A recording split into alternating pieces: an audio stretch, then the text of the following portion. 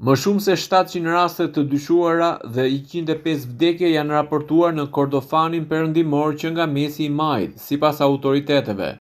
Organizata Botërore e Shëndetësisë paralajmëroi të mërkurën për një përkeqësim të situatës humanitare në rajonin Kordofan të Sudanit, duke përmendur një shpërthim në rritje të kolerës dhe shqetësime gjithnjë më të mëdha për dhunën ndaj civilëve.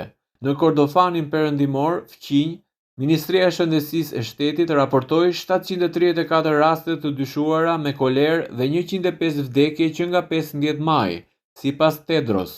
Shpërthimi po ndodh në kushtet e një sistemi shëndetësor të dëmtuar nga konflikti i zgjatur, theksojnë autoritetet. OBSH-ja dhe partnerët e saj po reagojnë duke zgjeruar aksesin në ujë të sigurt dhe kushte sanitare, duke ngritur qendra trajtimi për kolerën dhe duke vendosur paraprakisht testet të shpejta diagnostifikuese dhe barna. Mostrat po dërgohen gjithashtu në Sudanin e Jugut për analiza laboratorike.